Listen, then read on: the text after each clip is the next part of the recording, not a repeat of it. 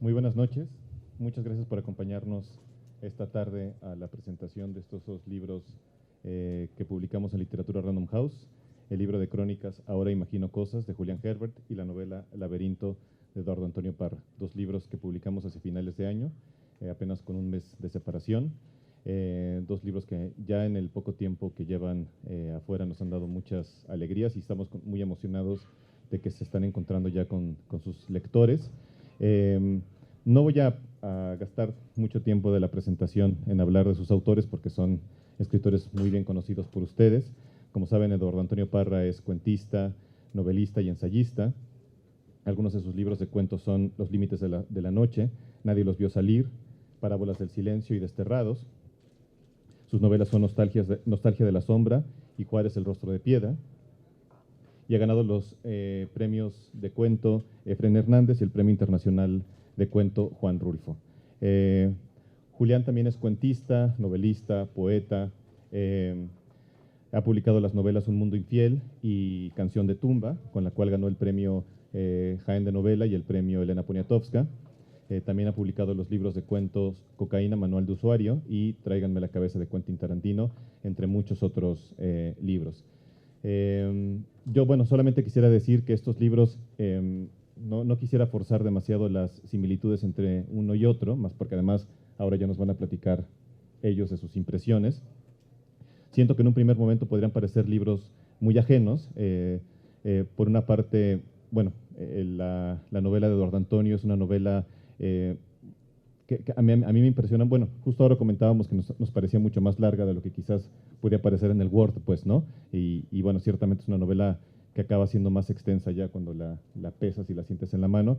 Sin embargo, tiene un poco el espíritu del cuento en el mejor sentido de la palabra, es decir, tiene como una energía centrípeta, pues, ¿no? Que si recordamos la famosa analogía de Cortázar de que el cuento debe ganar por nocaut y la novela por puntos, esta es una novela que gana por nocaut.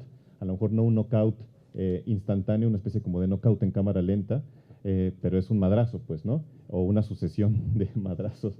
Pero tiene esta energía, quizás también porque relata el evento de una noche, o de dos noches como en Eco, pues, ¿no?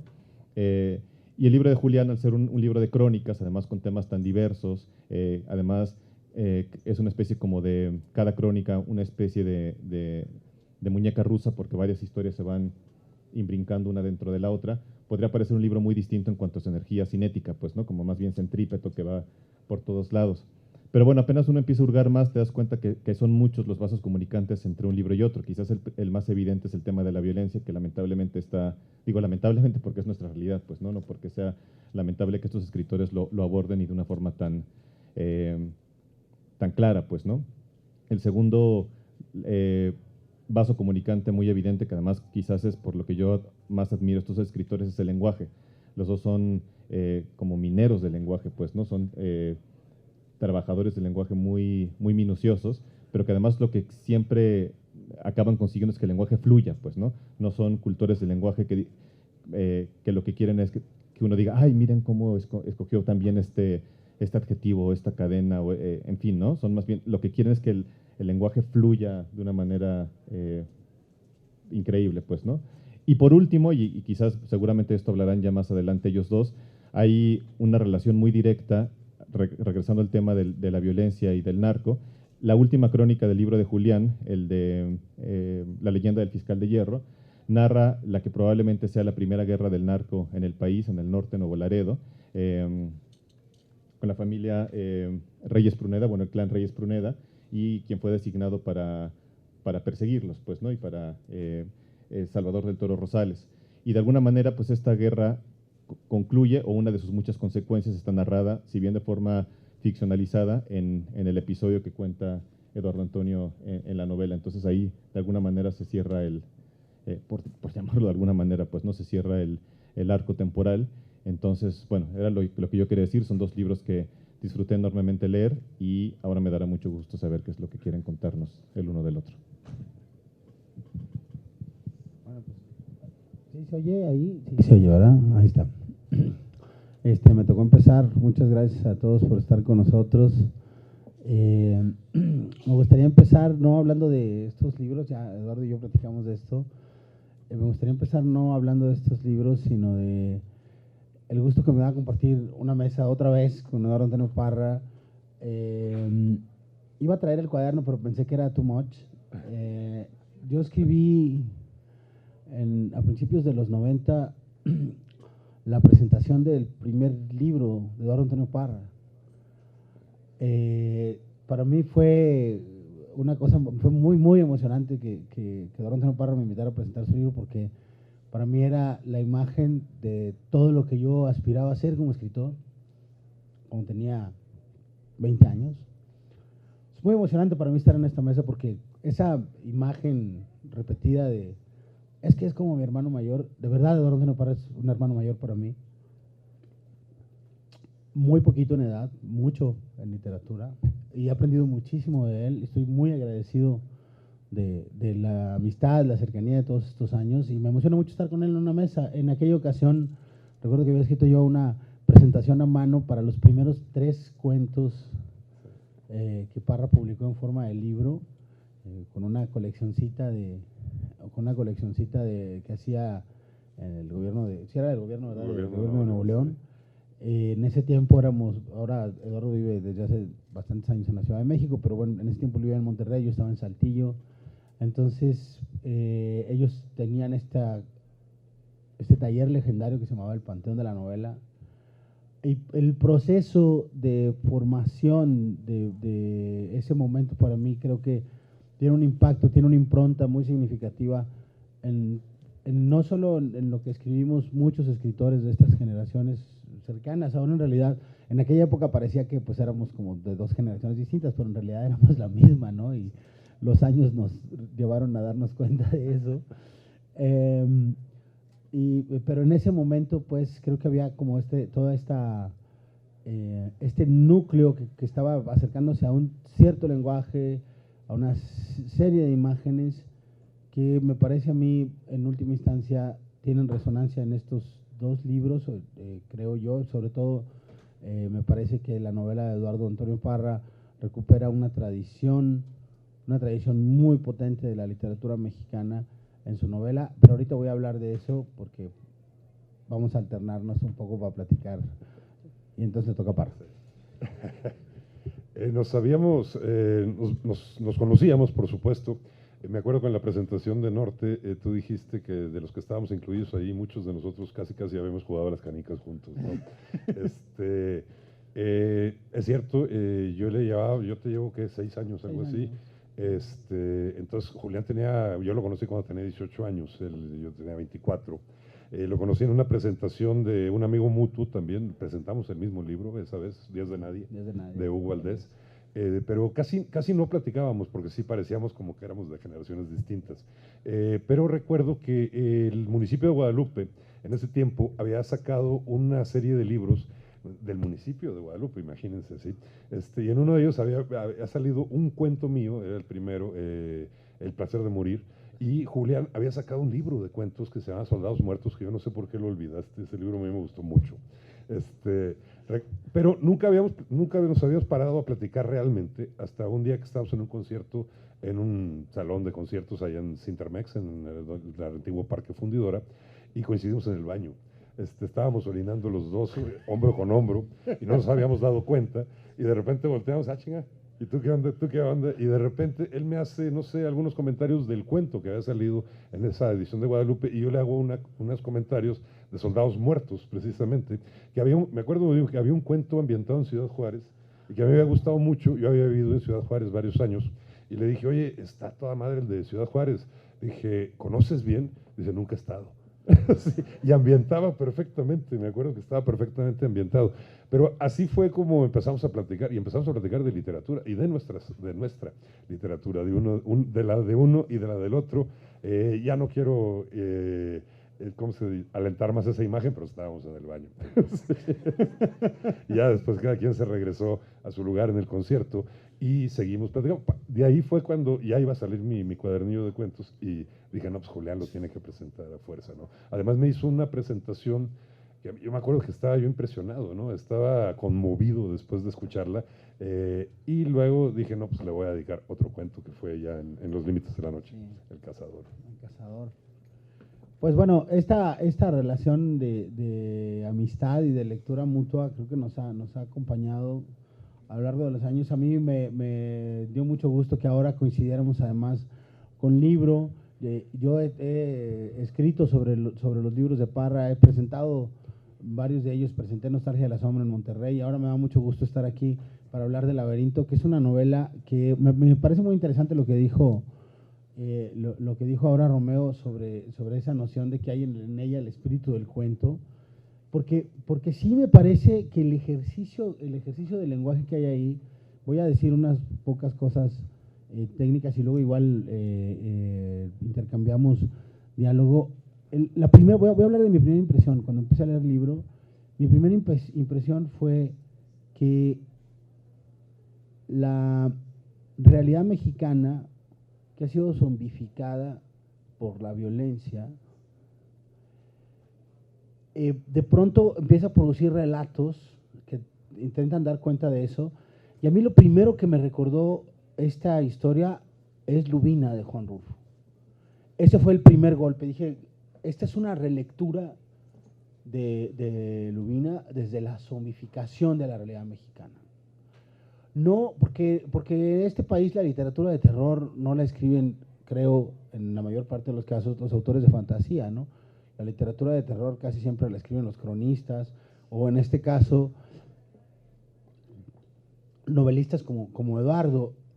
Hay un ejercicio, a mí me parece que uno de los aspectos más poderosos y más trascendentes de esta novela es la elección del punto de vista, porque Eduardo consigue hacer algo que a mí me parece sorprendente. Primero, bueno, el relato, más adelante voy a hablar sobre los vínculos con la realidad del relato, pero el relato está contenido en el diálogo de dos personajes. Hay una puesta en escena en el que dos personajes se encuentran en un lugar y empiezan a hacer una recuperación de la memoria, uno de ellos narrando un hecho del que el otro estuvo ausente, y el otro conectando con su conciencia, con su memoria, con su imaginación, conectando al lector con todo el trasfondo de este suceso que nos está narrando el personaje. Pero al mismo tiempo, esta narración en eco, como también bien dijo Romeo, plantea una problemática súper compleja acerca del aspecto cognitivo, del sufrimiento y en este caso de la violencia en México. La necesidad de recuperar es decir, la puesta en escena de la novela me parece, y esa es una genialidad poética me parece de este libro, la puesta en escena es la respuesta a la pregunta de ¿por qué contamos estas historias? ¿Por qué tenemos que contar estas historias? Lo que sucede entre los personajes a la hora de hablar, a la hora de tener esta necesidad de convertir el lenguaje en lo indecible, la experiencia extrema del sufrimiento, tratar de convertir el lenguaje, tratar de comprender lo que les pasó a través de narrarlo, es esa especie de construcción del abismo, porque en el fondo lo que está ahí es la voz del narrador diciéndote, estoy contando esta historia porque necesito reponerme de ella. Ese ejercicio de esa especie de volcadura en la voz de los personajes, que me parece que está presente también en la técnica narrativa de algunas historias rulfianas, donde parece que estamos oyendo directamente al personaje, pero en realidad el personaje está como contenido dentro de otra historia.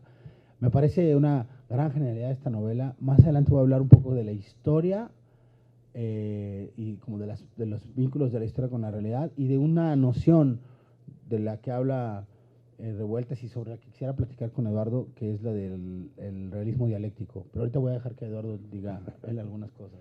Bueno, sí, me dejaste temblando, ¿no? No, pues ahora vamos a hablar de las crónicas, ¿no? A mí me llama la atención cómo las crónicas de Julián, bueno, son 8, creo. Son 8 crónicas. Las crónicas que vienen en este libro, Ahora imagino cosas, de repente son crónicas bastante engañosas. Muchas de ellas empiezan como crónica de viaje y en realidad lo que está buscando es otra cosa. También es una inmersión al interior, tanto del personaje, del narrador, que eres tú mismo en este caso, como al interior de la realidad mexicana. Por ejemplo, las crónicas, donde sea que vayas, siempre tienes también la violencia, la cuestión de la violencia en la cabeza, ¿no? O te brota. Me llama mucho la atención la crónica de Chile, la de, ¿cómo? Ñoquis con entraña. Ñoquis con entraña, iba a decir canelones. Ñoquis con entraña, sí. Por ejemplo, es una crónica donde Julián va a Chile, sí, ha invitado a un congreso académico, además, tú ibas como el elefante de Roland Barthes, como Nabokov, ¿no? Sí, a un congreso académico como el único escritor invitado, y en realidad de lo que trata la crónica es de un feminicidio que hay en Chile, y empieza a extraer todas las ramificaciones de ese hecho, al grado de que regresa a México y sigue clavado con esta historia del feminicidio en un pueblo, en Talca, ¿no? Un pueblo lejano de Chile, un pueblo alejado de Santiago. Entonces siempre empieza la crónica y decimos, bueno, esa sí dice desde el principio, en realidad fui por esto, pero te diste cuenta cuando ya la estabas escribiendo, ¿sí? Pero en las otras, que son crónicas de viaje, uno empieza a pensar, bueno, pues ahora nos va a hacer un relato más o menos turístico, y no, en realidad va a sumergirse en el submundo, ¿no? Pienso en la de Acapulco, que es tu tierra, por supuesto, tu tierra natal, y cómo esa caminata por los barrios más peligrosos de Acapulco, que por cierto te ibas muriendo de cansancio, de calor y de sed, para buscar ¿cómo se llama? Ese ambiente negro, ¿no? En Acapulco iban a un penal, iban a dar una vuelta por un penal. Ahora, hay otra cosa, son crónicas completamente distintas. La que le da título al libro, a mí me parece más bien un ejercicio poético que una crónica. Ahora sí, imagino cosas, ¿sí? Desde el principio, ¿no? O sea, y además la estructura otra vez, ¿no? Esa estructura como un estribillo, ahora imagino cosas. ¿Esto me lo prometieron o ahora estoy imaginando cosas? Me llama mucho la atención cómo hablas de amores idos, amores venidos, y el fútbol, que también es un amor ido y un amor venido. Y luego, de repente, sobre todo cuando dices, bueno, algo así, ahora sí México va a ser campeón, o ahora imagino cosas, ¿no?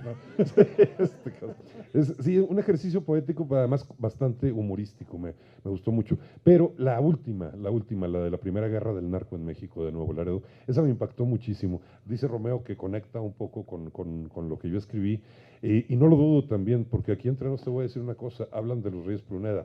Cuando yo tenía 15 años, yo jugaba voleibol en torneos municipales y estatales, y había un equipo del Penal de la Loma, en Nuevo Laredo. Sí, y teníamos que ir, obviamente los presos no podían salir al gimnasio municipal, entonces teníamos que ir al penal a jugar ahí. Y recuerdo que yo saliendo, bueno, ya tenía vicios, desde entonces terminó el partido de voleibol y yo prendí un cigarro. Y se acerca un tipo que traía solo un chaleco de piel negra, rapado, completamente lleno de tatuajes, que todavía no eran de moda. Los tatuajes, por supuesto, asustaban, ¿sí?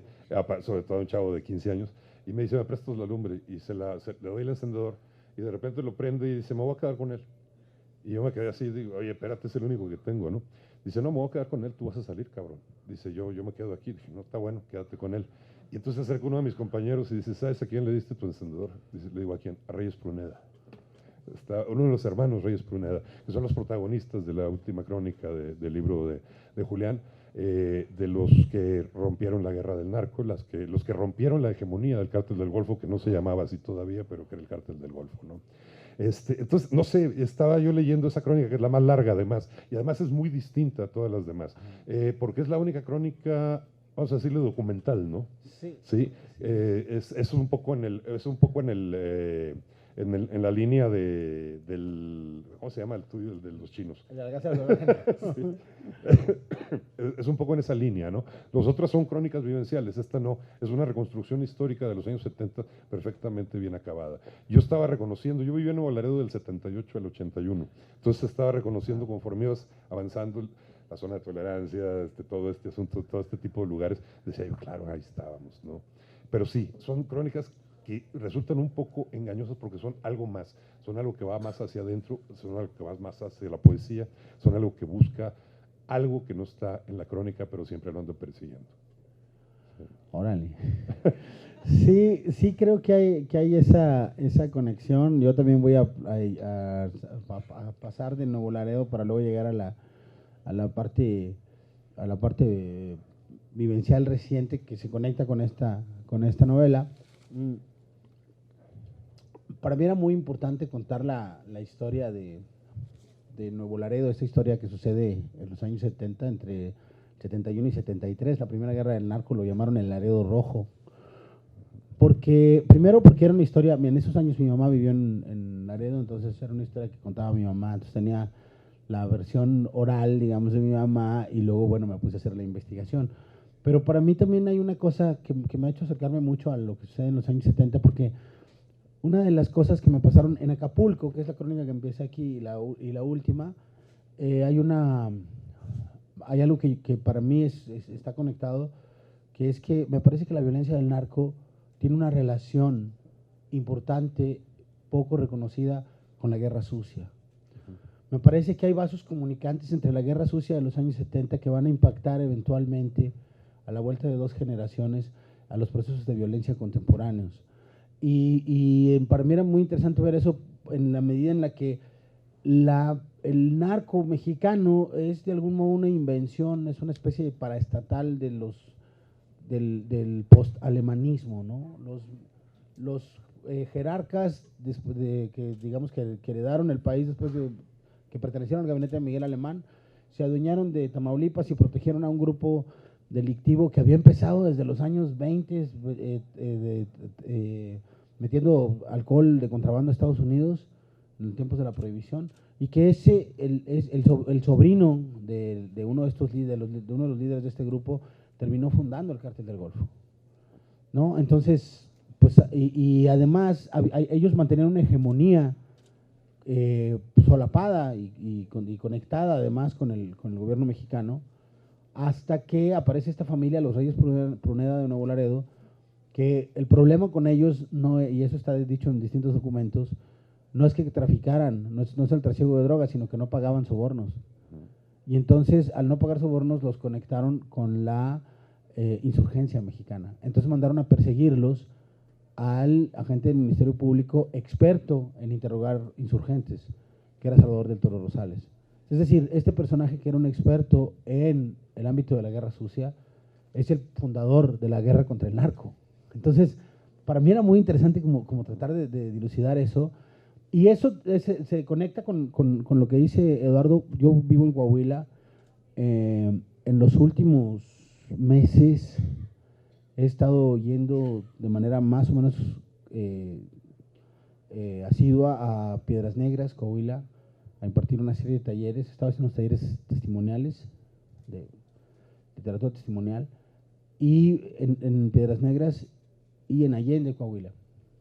A mí me parece que este libro está atravesado por una historia que creo que le pegó durísimo al corazón de este país, que es el ataque a Allende, Coahuila, ¿no? Creo que, por supuesto, hay muchas historias, porque la historia que finalmente recupera el libro, no voy a vender la historia, pero la historia que finalmente recupera el libro es, la novela de Eduardo, es una noche de horror en la que básicamente la guerra del narco aparece en las vidas de la población civil de un pueblo, y esta sensación de absoluto desamparo, la sensación de que la idea de Estado, la idea de nación en estos lugares ha desaparecido.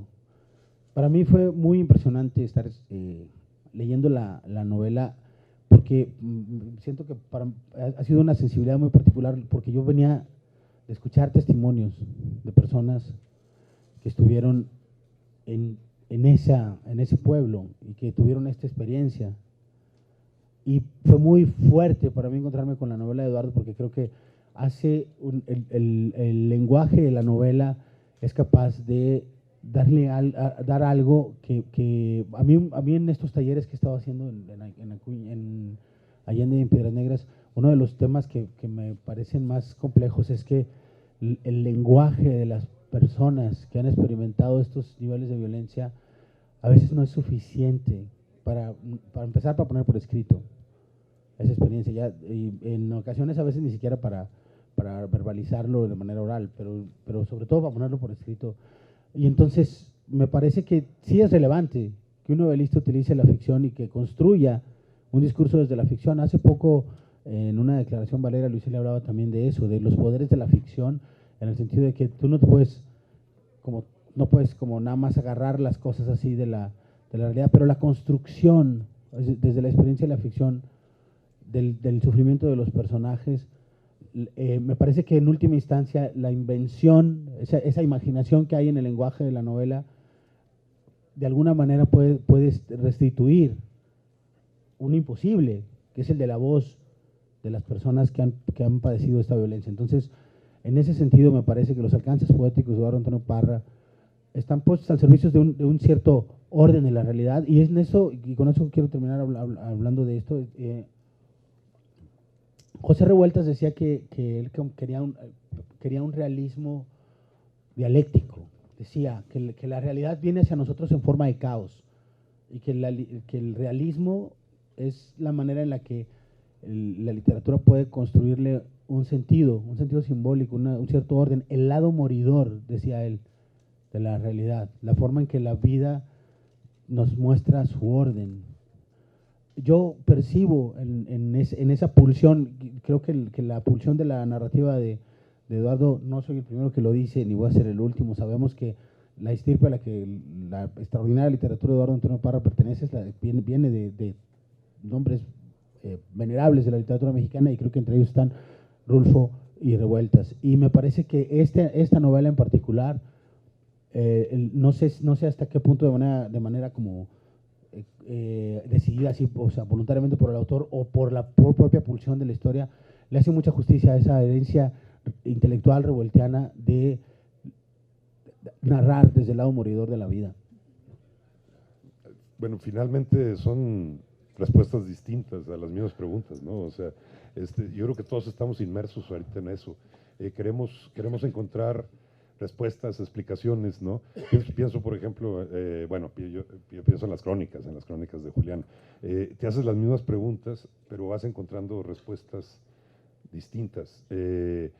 Por ejemplo, estaba pensando, ya hablamos de esta última crónica de la leyenda del fiscal de hierro, que es la única crónica histórica, la única realmente histórica que tienes ahí. Pero en las crónicas actuales, las que son más vivenciales, no sé cómo llamarlas, vivenciales, ¿sí?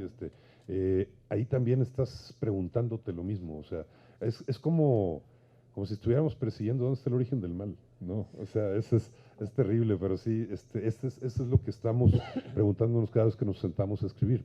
Yo te iba a preguntar desde hace rato, en cuestiones técnicas, por ejemplo, ¿cómo enfrentas los diferentes tipos de crónica? O sea, por ejemplo, la documental sigue siendo tú, y sigue siendo tú el narrador, y sigues contando pedazos de tu vida, y sigues contando incluso la experiencia de la investigación. Pero, por ejemplo, ahí estás reconstruyendo un pasado, y en el caso de las vivenciales, se siente a veces como si fueras tomando notas, por lo menos notas mentales, para luego verterlas en el papel.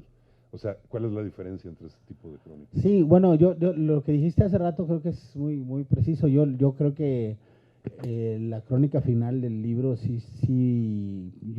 a la hora de estarla haciendo me di cuenta que venía mucho de la estética de La Casa del Dolor Ajeno, que está emparentada con La Casa del Dolor Ajeno. Y es curioso porque yo quería contar esa historia, originalmente yo quería contar esa historia también como los recuerdos, o sea, como una cosa más personal. Incluso estaba yo más ahí como personaje, contando la versión de mi mamá de las historias, pero resulta que... la amiga de tu mamá también. La amiga de mi mamá, sí, que aparece Sí. por ahí, Ajá. Betty.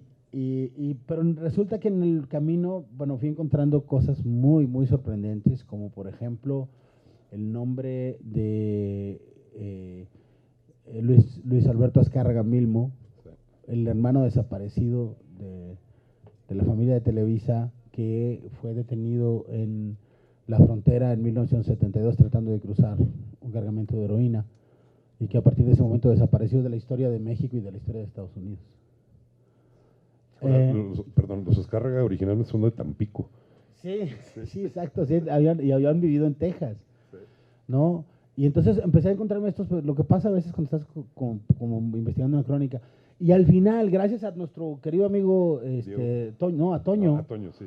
Sí, gracias a Toño Ramos, descubrí que existe este libro que se llama Testimonios, un libro extraordinario, donde Del Toro Rosales cuenta su aventura como agente del Ministerio Público en los años 70.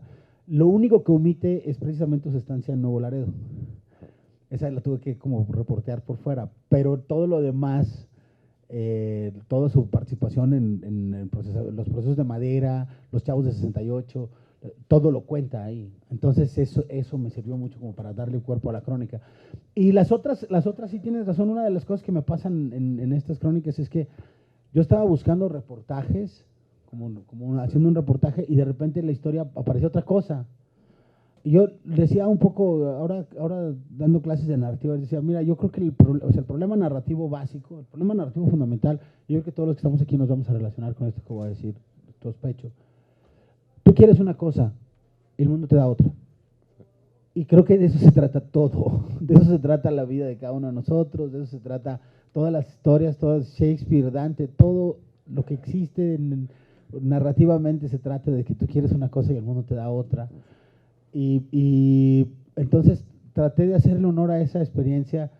Yo fui a Acapulco a reportear el penal y acabé encontrando una historia de amor de un periodista con una interna, y luego fui a Talca a dar una charla sobre literatura y acabé encontrándome con un feminicidio, y luego fui a Mazatlán a tratar de reconciliarme con los fantasmas del alcoholismo y acabé encontrándome con un edificio en forma de M que según los mazatlecos es un homenaje al Mayo Zambada.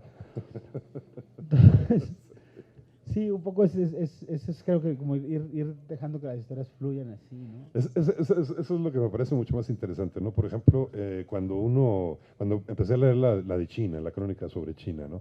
Dije, no, aquí sí Julián se va a poner turístico. Y no, o sea, en realidad se mete en otras cosas y nos lleva por otro lado y de repente dices, bueno, sí, ya conocí algo de esta ciudad, en Shanghái. Ya conocí un poco de esta ciudad, pero conocí lo que los turistas no conocen, ¿no? O sea, de hecho es el único lugar donde visitas monumentos, digamos, sí, vamos a decir antiguos y turísticos, pero en realidad el centro de la crónica está en otro lado, está en la enfermedad que te dio, ¿no? Está en la llegada de tu hermano, está en todo eso, sí. ¿Puede intervenir para hacer un comentario y pregunta? No, es que creo que cuando Julián se pone más turístico, se pone turístico de sí mismo, pues, ¿no? Cuando se pone como a explorar adentro de sí mismo, porque hay en la de ahora imagino cosas sin duda, pero hay momentos de una exploración interior y documentación interior muy, muy particular.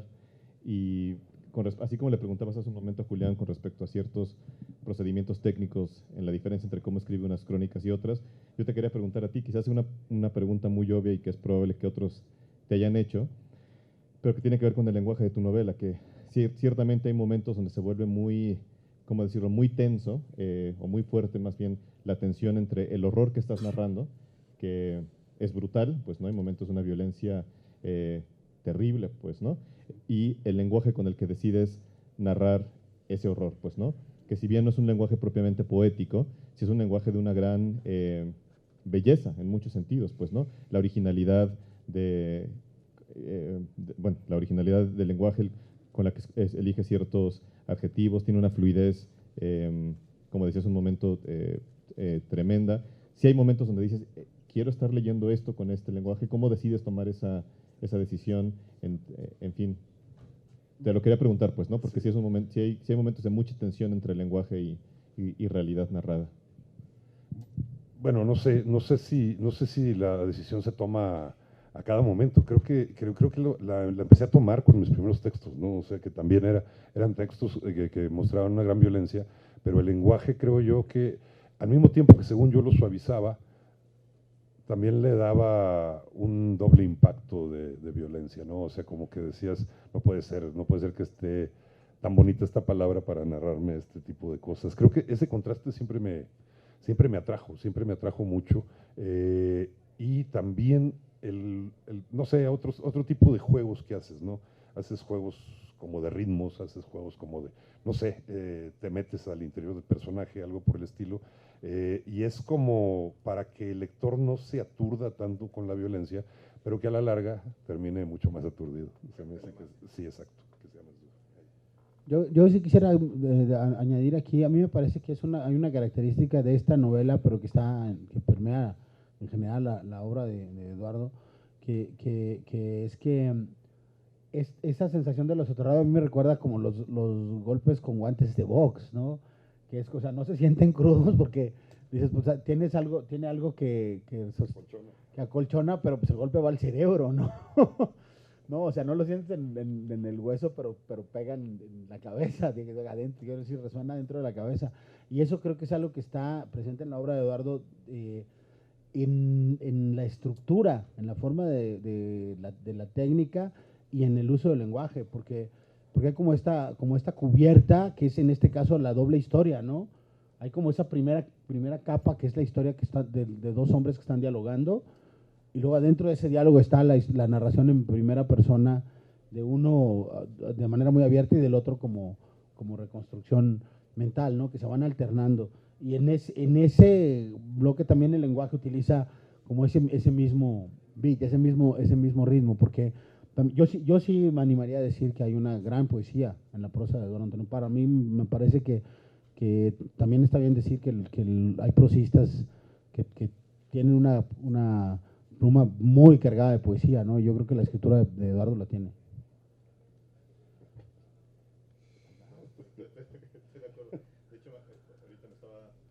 Perdón, me estaba acordando que Bolaño decía de Borges que él decidió convertirse en el mejor cuentista en lengua española cuando se dio cuenta que no iba a poder ser el mejor poeta en lengua española, porque sí, su ficción está cargada de poesía, pues, ¿no? Y ciertamente era lo que comentaba yo al principio. En el caso de uno y otro libro, pero en general de toda su obra está cargada de poesía. Quizás lo que quería decir hace un momento cuando decía que no era una prosa poética es que no es deliberadamente poética, pues, ¿no? O sea, que no está buscando todo el tiempo la frase preciosista y demás, pero por supuesto que está cargada de ritmo, de hallazgos literarios, sobre todo de ritmos. Es muy evidente cómo hay, cada uno de los narradores tiene como su propia cadencia y demás, y en tu libro también es evidente, pues, ¿no?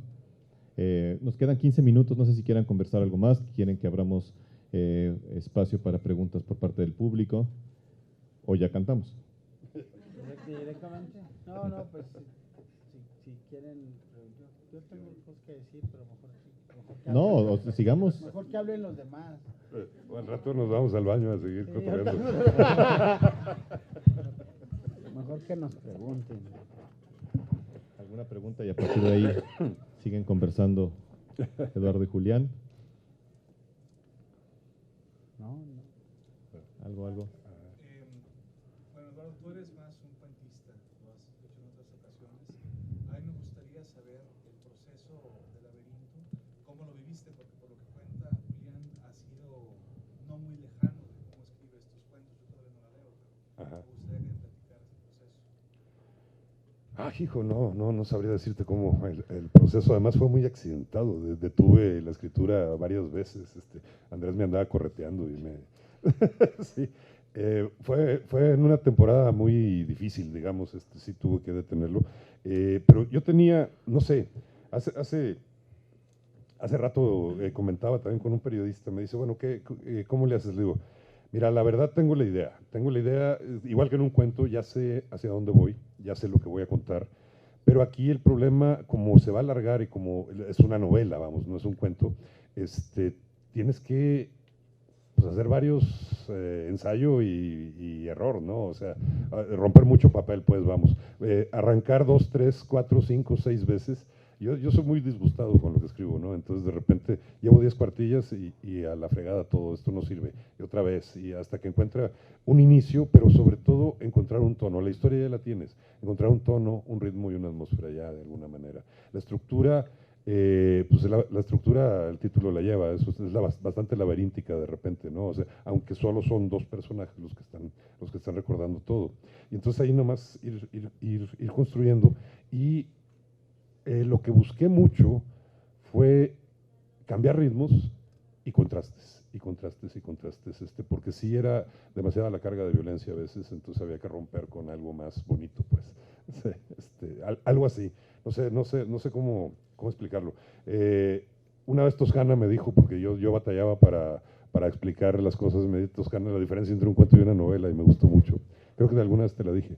Dice, el cuento cuenta la historia de un asesinato, la novela cuenta la historia del asesino. Sí, algo así.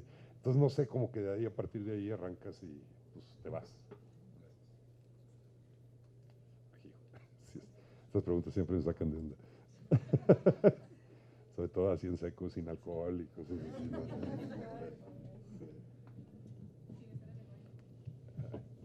yo tengo una pregunta para Julián. Pues el género poético creo que ya te has desvinculado un poquito, podría parecer, de este género poético, pero te quería preguntar si tú tienes una exploración deliberadamente poética a partir de otros géneros literarios, como por ejemplo decía Eduardo, que tus crónicas pueden parecer también una exploración poética, ¿no? ¿Crees que esta es como una intención deliberada debido a que estás un poquito ya alejado de la poesía dentro de su formato un poco más tradicional, o crees que es más, has estado ya más desapegado de la poesía, o no sé cómo lo visualizas? Yo siempre me veo a mí como un güey que escribe poemas. No es como, digo, y no lo digo como si los poemas fueran algo superior ni nada en ese sentido, ¿no? Sino que a mí, yo tengo una idea muy medieval de los procesos de creación. O sea, finalmente lo que viene es un ritmo y luego los materiales van como cobrando su forma. Ahora, los poemas como tales, digamos que sigo practicándolos de vez en cuando. Llevo 5 años, 6 años haciendo un libro del que llevo 40 páginas. Tiene que ver en parte con que a mí me cuesta más trabajo dentro de la poesía, como llega un momento, hay poemas que son una experiencia por sí solos, y hay poemas que pueden funcionar, pero son el residuo de una experiencia. Y para mí de pronto la experiencia a veces es suficientemente poética como para no requerir la escritura del poema, ¿no? Entonces la forma narrativa a mí me ha dado como si esa conexión con el mundo social que yo necesitaba, pero también creo que los textos, o sea, cada uno de los textos va siendo una experiencia. Para mí hay una cosa, sí, como una experiencia existencial en la construcción. Voy a decir algo, a ver si no se apena, yo creo que se va a apenar, pero lo voy a decir. Este es un libro de crónicas, escrito con muchas herramientas que vienen del periodismo. Y pues yo he practicado periodismo mucho tiempo, pero hace 2 meses me casé con una periodista, ¿no? Llevo 3 años con ella. Entonces, este libro también es un cortejo, ¿no? Es un libro para decirle a mi mujer que quiero ser como ella.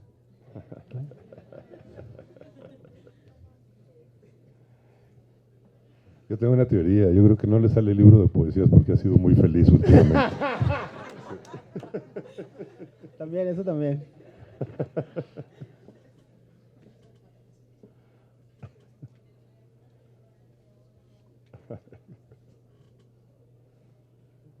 Nada. ¿No? Pues qué serios. A ver. ¿Ustedes leen mientras escriben?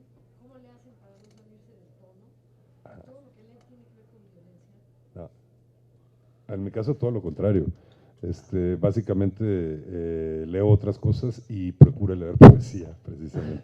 Procuro leer poesía a la hora que estoy escribiendo un libro de narrativa. Sí, sí, pero, por ejemplo, al menos yo tengo que pasar 2 horas por lo menos leyendo antes de empezar a escribir. No puedo, no entro en el, ¿cómo se dice? En el estado hipnótico que necesito. Necesito leer 2 o 3 horas y luego ya de repente, así como todo modorro, sí, ya quito la lectura y empiezo a escribir. Sí. Pero te digo, de preferencia poesía y cosas distintas. Sí, de repente sí agarras algo de violencia, pero dices, no, esto ya, agarras el periódico. Sí. Bueno, yo leo lo que voy como necesitando. Normalmente leo 2 o 3 libros al mismo tiempo. Hago una lectura, desde hace año y medio hago una lectura muy ordenada por las mañanas. Hago por lo menos entre 30 y 40 minutos hago una lectura muy ordenada. Así, o sea, me despierto, hago un par de cosas y luego leo 30 o 40 minutos. Eso es como mi lectura ordenada del día, digamos, ¿no? Ahí leo un libro específico que esté leyendo en ese momento. Y luego el resto del tiempo estoy como, sí, buscando cosas. Y yo lo que sí hago es leer, yo sí leo mucho acerca de las cosas sobre las que estoy escribiendo, pero no necesariamente en el tema. Por ejemplo, para la Crónica de Chile sí estuve leyendo mucha poesía chilena mientras la escribía. Y cuando hice lo de Mazatlán, estuve leyendo mucho sobre piratería, por ejemplo. ¿no? Porque Mazatlán tiene ahí como muchos vínculos con todo ese rollo, ¿no? Y cuando la crónica de Acapulco, lo que hice fue mucho, pues, mientras le estaba escribiendo estaba en China, entonces lo que hacía era como escuchar mucha música ochentera y buscar un reportaje sobre el Baby O y cosas como muy, muy así, como muy oír música de Luis Miguel, ¿no? Era como el mood para... Entonces, lo que sí trabajo mucho más que con el tema así, sí es con cierta atmósfera, ¿no? Y creo que en realidad lo que para mí es más programado, porque curioso, tu pregunta está bien padre, Rosa, porque además creo que es pregunta de escritor, porque creo que yo sí como puedo compartimentar más el escribir de leer, de alguna manera sí lo puedo compartimentar más. Lo que no puedo es la música. O sea, la música que estoy escuchando sí siempre está muy, o sea, lo que estoy escribiendo está muy atravesado por la música y viceversa. Este libro tiene el título de una rola de esta banda que se llama Él mató a un policía motorizado. El título del libro es... Ah, mira, ahí está, Fernando. Exacto. Entonces sí, para mí lo que tiene más impacto es la música.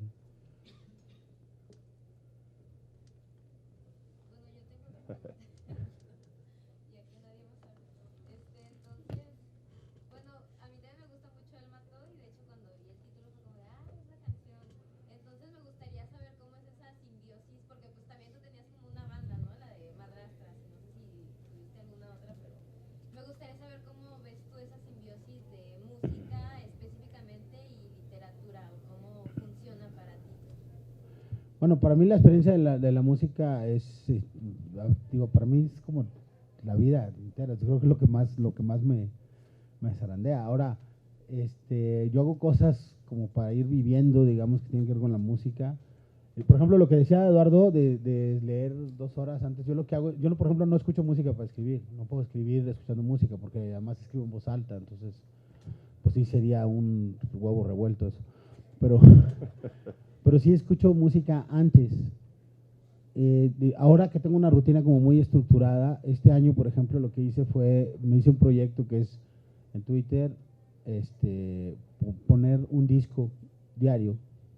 Y he hecho lo posible por escucharlo completo, a veces no alcanzo a escucharlo todo, pero entonces básicamente hago mi rutina matutina, que es una serie de cosas que hago ahí, hago ejercicio y cosas así, y luego llego y pongo mi disco, en lo que me baño y hago de desayunar o cualquier cosa, y lo pongo en Twitter, ¿no? Entonces eso me ha dado chance de escuchar hasta el de hoy, no lo he escuchado y no lo he puesto, pero hasta ayer eran 335 discos, que ha sido una experiencia padre. Entonces, para mí tiene que ver, sí, con eso, con el ejercicio de la poesía. Ahora, hacer canciones también es como un tema, como otro rollo. Hoy fui a dar una charla a una prepa y sorprendentemente un morro se levantó y me dijo, oye, pero ¿cómo le haces para hacer canciones? Y le dije, pues, ¿cómo sabes? Me dijo, sí, es que oí tus canciones, pero ¿cómo le haces? Y yo, ¿tocas la guitarra? Y me dice, sí. Y entonces digo, ¿compones en mayores o en menores? Y empezamos a hablar de cómo hacer una canción, y fue una experiencia súper padre, porque dices, oye, con un niño de 15 años, a lo mejor no puedes hablar de cómo estructurar una novela, pero puedes hablar de cómo componer una canción, y fue una experiencia muy, muy intensa, ¿no? Entonces también creo que la canción tiene eso, ¿no? La velocidad y la inmediatez, porque todos sabemos que hay una estrofa y todos sabemos que un corito se nos pega, ¿no? Me pasaron, ay, bueno.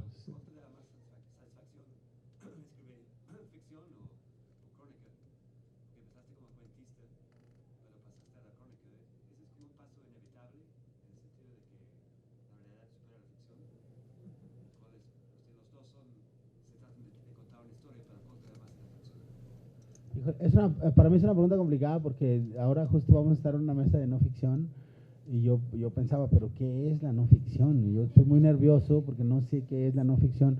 Y voy a decirlo de manera así como muy básica. A mí me parece que los dispositivos narrativos, o sea, me parece que la novela, por ejemplo, de Eduardo, pues, o sea, si dices, es que aquí hay una literatura testimonial, podría serlo. No, ni siquiera me atrevería a preguntárselo a Eduardo porque no se trata de eso, pero, o sea, podría perfectamente serlo. Y yo creo que la experiencia de la no ficción, en última instancia, siempre está atravesada por la ficción, porque como cognitivamente construimos recuerdos, ¿no? Es como narramos, ¿no? Entonces, para mí no tiene tanto que ver con los géneros, sino como con la preferencia del material. No sé cómo lo...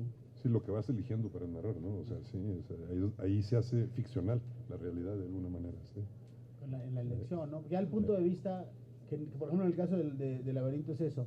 Cuando eliges un punto de vista, ya estás empezando a ficcionalizar, ¿no? Y Rosa dice que sí, porque claro, la práctica... Bueno, pues ya me pasaron el papelito fatal, lo lamento, pero muchas gracias otra vez a todos por acompañarnos esta noche. Muchas gracias a Julián y a Eduardo Antonio. Y